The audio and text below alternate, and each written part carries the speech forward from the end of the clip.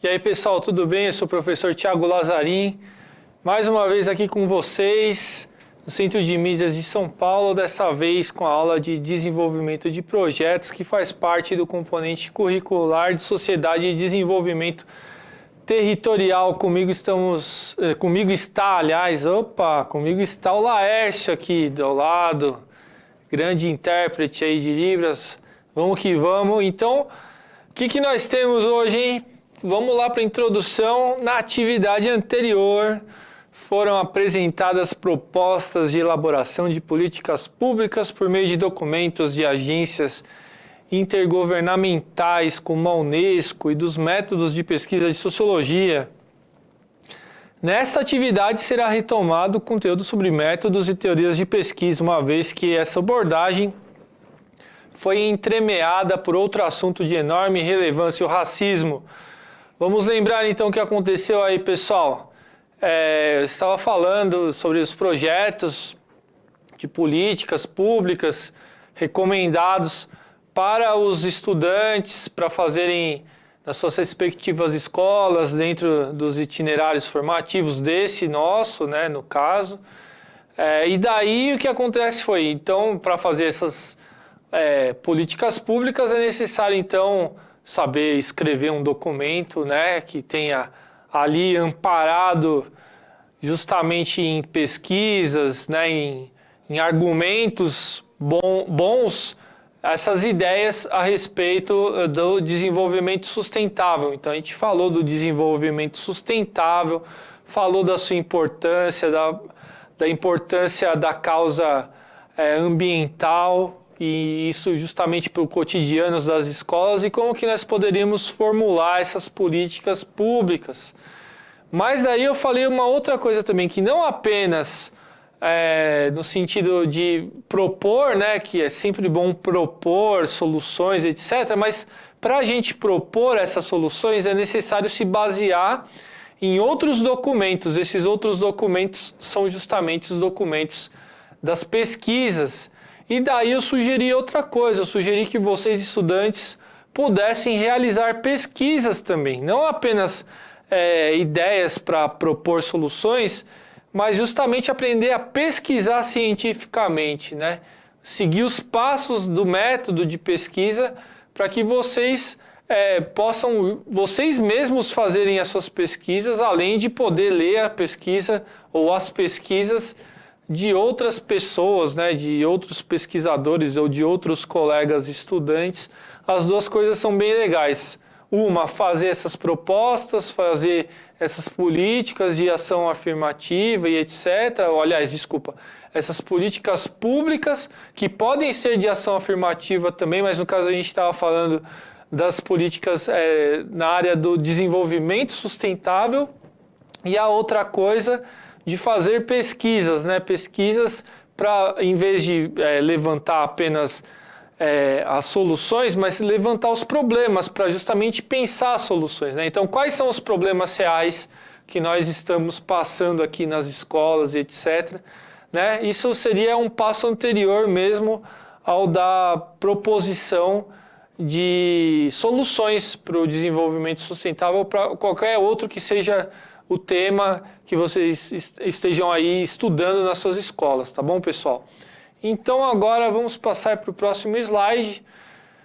Olha só, justificativa. O principal objetivo desta e das próximas aulas é oferecer subsídios para que os estudantes possam desenvolver e implementar um ciclo de políticas públicas em conformidade com o projeto transdisciplinar contido no material didático do aprofundamento à cultura do solo do campo à cidade. Daí essa outra questão importante da nossa aula, né? Nós estamos fazendo um trabalho colaborativo.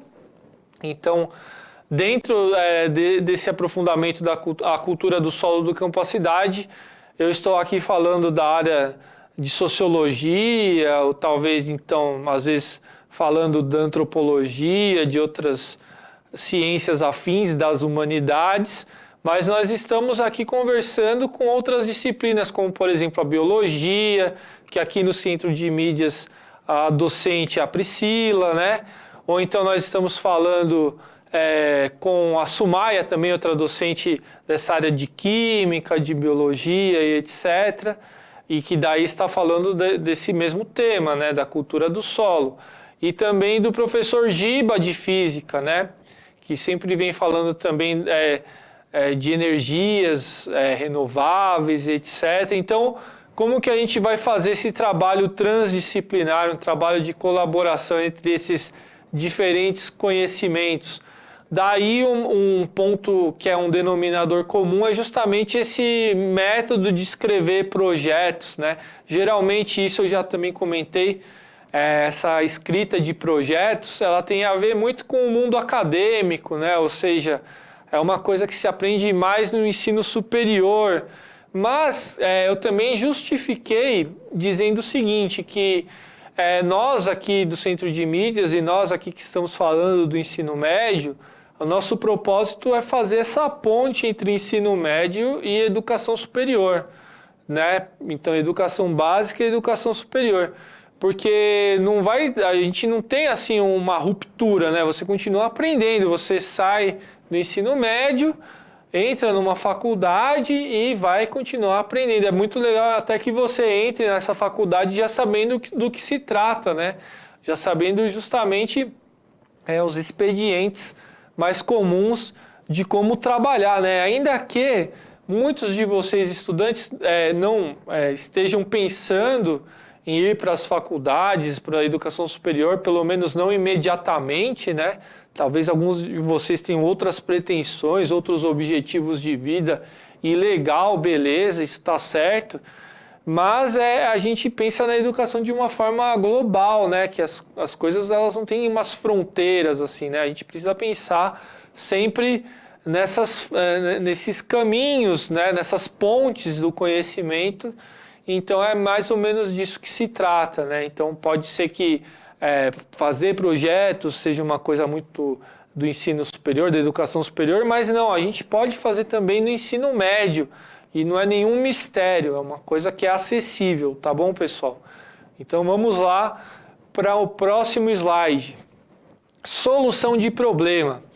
O material anteriormente referido recomenda que, a partir de um problema de pesquisa definido na atividade 3 desse componente, sejam debatidas diferentes propostas para solucioná-lo. Porém, como é necessário um método para conceber um bom questionamento, a fim de que as hipóteses possam ser analisadas, também é necessário conhecer os procedimentos que serão utilizados durante a realização da pesquisa, isso é, suas técnicas. Então vamos falar aqui de técnicas de pesquisa. Vamos ver? Olha só, então nós vamos utilizar mais uma vez esse livro, que é um livro que não é disponibilizado na rede, tá, pessoal? É um livro que eu tenho feito uso dele aqui como referência, que é o do Anthony Giddens, o nome dele é Sociologia, é um livro que é utilizado internacionalmente, então não só no Brasil, outros lugares do mundo também usam esse livro, mas tem a tradução para o português, e é esse o material que eu tenho me baseado, porque justamente uma das ideias aqui do Centro de Mídias é de enriquecer as leituras, né? Tanto, enfim, vocês recebem o material de apoio, que é oferecido, esse sim, pela Secretaria da Educação, pelo Estado, para vocês utilizarem como base, né? Como justamente referência, mas nós aqui do Centro de Mídias também tentamos complementar essa leitura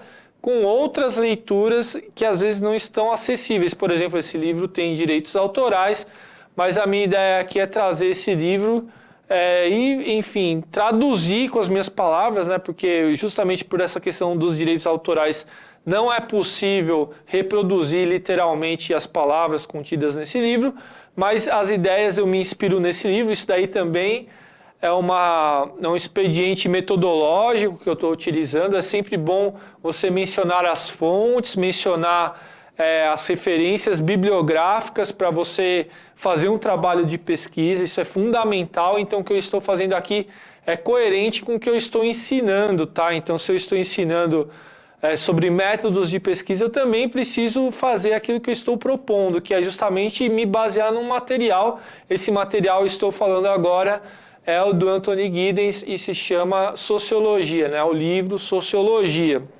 Agora eu vou voltar para o slide e vou continuar a ler. Então, olha só, nesse livro Sociologia do Anthony Giddens estão elencados aí alguns métodos que são levantamento, survey, né? Eu vou explicar o que é, o trabalho de campo, os experimentos e a pesquisa documental, tá certo? Então vamos saber do que se trata isso aí? Survey. Na atividade 3 foram apresentados os questionários que integram o levantamento ou survey e o trabalho de campo, entre os quais se situa a etnografia. O levantamento se refere à medição de fenômenos sociais que posteriormente são analisados com modelos matemáticos e ferramentas estatísticas características dos métodos quantitativos. Gente, é legal eu falar disso agora por uma razão simples, né? No momento que eu estou gravando esse vídeo, está muito próximo das eleições, né, que acabaram, né? Agora eu estou gravando um vídeo e acabaram todas as eleições do ano de 2022, primeiro e segundo turno acabaram. E uma coisa que foi pautada muito para o bem e para o mal foram as pesquisas de opinião.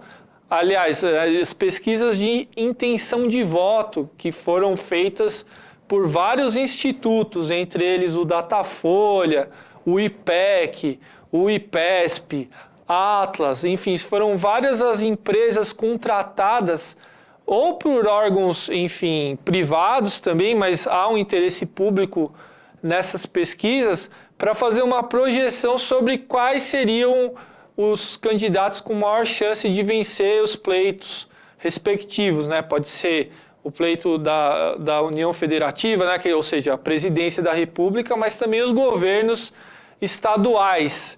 Então, pessoal, isso é um exemplo de survey, né? Porque o que acontece? O interesse dessa pesquisa é justamente saber como que os eleitores vão votar. E não existe muita margem para divagação, ou seja, a pessoa ela vai responder um questionário que já está pronto, né? E para ela responder corretamente essa pesquisa, são necessários alguns métodos, né? Ou seja, algumas, como que eu posso dizer, alguns expedientes, enfim, algumas soluções que os entrevistadores utilizam para não enviesar a resposta, ou seja, os respondentes eles devem responder de uma forma correta, porque ele não está sendo induzido pela pessoa que o entrevista a dar um tipo de resposta. Então, são feitas várias perguntas de uma forma a circular o objetivo, que é justamente saber quais são as aspirações desses eleitores, né? Não apenas em quem eles vão votar, mas quais são as demandas desses eleitores, né? Então, o survey, por exemplo, ele dá conta de saber justamente se esses eleitores, quais são as agendas que esses eleitores defendem, né? Quais são as prioridades que eles aprovam em um governo, né? Ou seja, é a questão da segurança, é a questão da saúde, é a questão da educação. Se sim, qual é a ordem, né, de prioridade dessas demandas todas? O que vem primeiro, o que vem por último? Qual candidato defende tais causas? Qual candidato não defende essas causas? Enfim, e você justamente votaria num candidato que defenderia, que você entende que defende as causas X, Y e Z. Então, o que te dá essa dimensão numa escala grande é justamente o survey. O survey ele vai saber, então, justamente quais são os anseios dessa população de uma forma diferente, né? Porque nesse caso existe um interesse de saber o resultado eleitoral, mas de uma forma até semelhante, né? Mais diferente, mas um pouquinho semelhante com o que acontece no censo, né? Talvez vocês tenham sido visitados também pelo censo do IBGE, que tem os trabalhadores, dos recenseadores. Na verdade, eu também já fui um recenseador do IBGE, que a gente vai nas casas das pessoas e coleta todos os dados dessa população para que o IBGE, que esse sim é um órgão do governo, né, é um órgão público, ou seja, que tem um caráter público, e que esse órgão público também oferece esses dados até para as empresas poderem atuar na sociedade, mas de qualquer forma esse órgão público ele vai justamente coletar os dados da população brasileira a fim de que exista uma fotografia das principais necessidades dessa população, quais são os pontos que devem ser melhorados, quais são os pontos que estão atrasados ainda, né? E tudo isso que eu falei, né, tem muito a ver com outras áreas, né? A gente estava falando agora no começo da aula sobre a colaboração entre as disciplinas, né? O Instituto Brasileiro de Geografia e Estatística tem uma colaboração grande entre geógrafos e estatísticos, ou seja, matemáticos, né? Pessoas que fazem muitos cálculos quantitativos justamente para dimensionar a população, né? As carências da população, dimensionar as prioridades que o governo deve ter para que a população enriqueça, enfim, para que a economia seja potencializada, para que, enfim, os índices de analfabetismo, os índices de mortalidade infantil sejam melhorados, né? A questão da fome, da miséria, tudo isso, o IBGE, esse recenseamento, ele exerce um papel fundamental na detecção desses problemas e também para a proposição das soluções, né?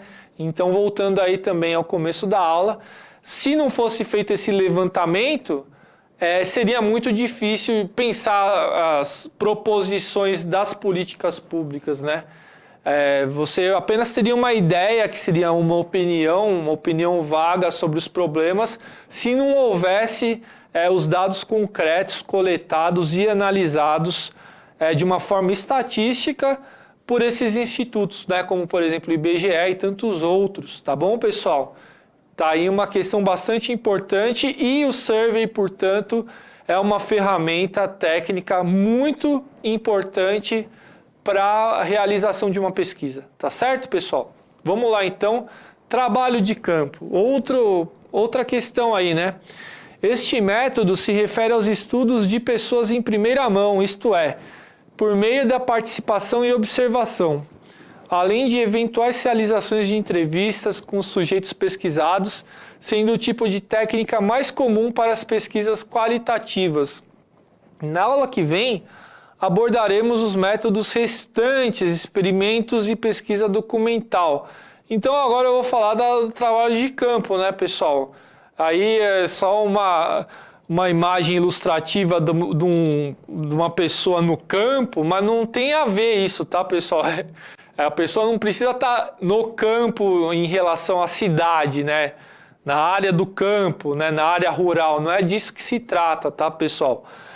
Quando eu falo trabalho de campo, eu falo do trabalho in loco, né? O trabalho da pessoa que está observando, então tem um trabalho muito importante de observação, da pessoa que participa da pesquisa também. Isso é muito diferente, lógico. Quando a gente está fazendo um trabalho como esse do IBGE, eu falei que eu fui recenseador e tal, você tem um questionário, você vai lá e aplica um questionário. A margem do entrevistador de conduzir a pesquisa, ou do recenseador, no caso, porque não é ele o cérebro da pesquisa, é muito pequena. Esse entrevistador ele não vai livremente conduzir esse questionário, as respostas do entrevistado. Isso não acontece.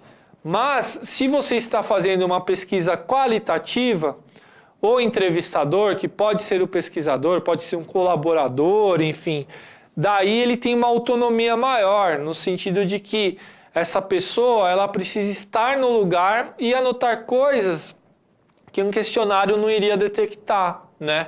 Por quê? Porque são novidades, porque, por exemplo, a pessoa estando num determinado lugar, ela vai ver coisas que não podem ser antecipadas, né? As respostas de um questionário, elas sempre são antecipadas, né? É uma projeção.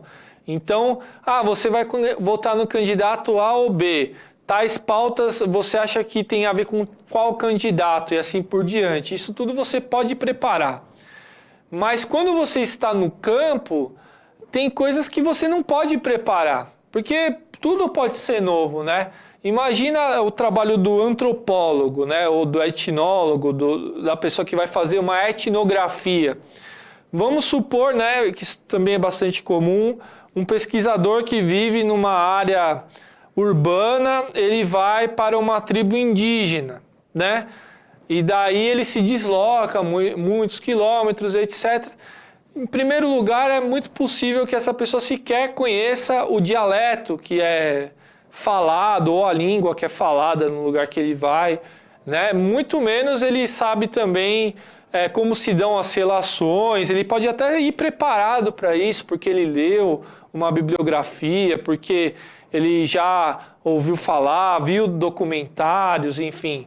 E daí ele se preparou para ir nesse lugar. Mas só que quando ele chega nesse lugar, muita coisa ultrapassa, né, essa preparação que ele teve. E o legal é justamente aquilo que ele vai ver com seus próprios olhos. E daí é importante a participação ativa, né, desse pesquisador, que daí, ele, nesse lugar da pesquisa qualitativa, ele vai se ver implicado naquilo que ele está pesquisando, mais talvez do que a pessoa que só se utiliza do método quantitativo. Porque no método quantitativo, talvez a pessoa ela se sinta, com razão, a parte do problema, já que está tudo pronto, né? As perguntas, enfim, é só uma questão de registrar as respostas, né? Mas daí, então, essas respostas elas vão ser dadas e vai ser uma novidade o resultado final dessas respostas, tudo bem. Mas ela é um processo diferente, né? Quando você está no campo, que pode ser o campo, pode ser a tribo indígena, mas também eu falei de uma tribo indígena, mas é muito comum também que o antropólogo, que o etnógrafo, ele vai fazer esse trabalho na própria cidade em que ele vive. Então, é assim que são estudadas as denominadas tribos urbanas, né? Então, o sujeito vai fazer uma imersão na vida, no dia a dia das pessoas que são punks, né? Os punks que vivem em São Paulo.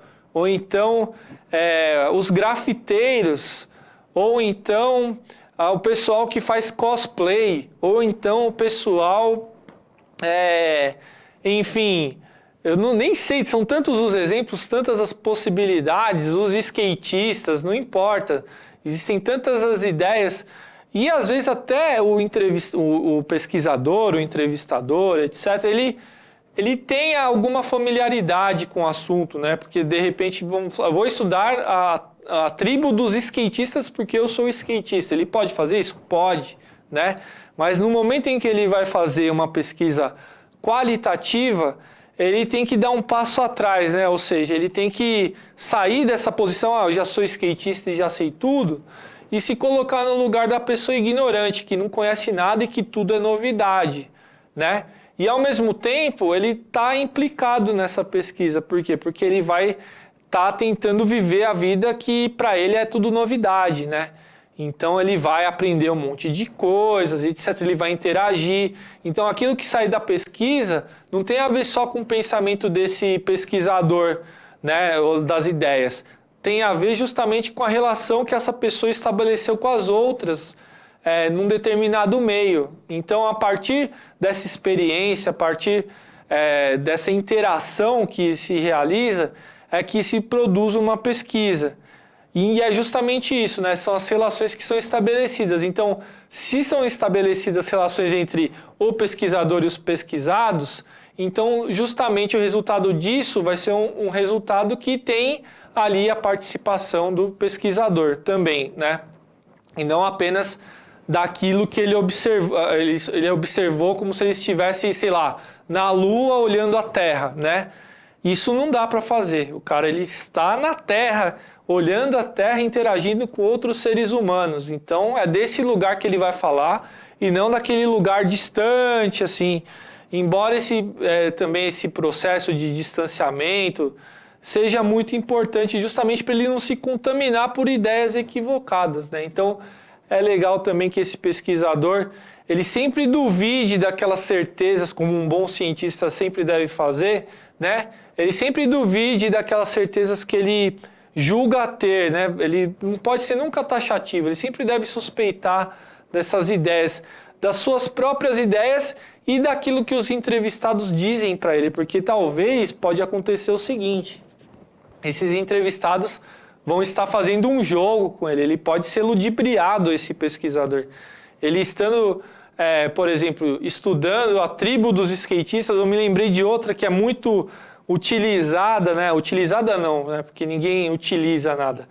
Que é muito estudada, na verdade, são a população que vive os bailes funk, né? Então, o pessoal do baile funk tem uma certa linguagem, e a linguagem do baile funk às vezes é dupla, é dúbia, né?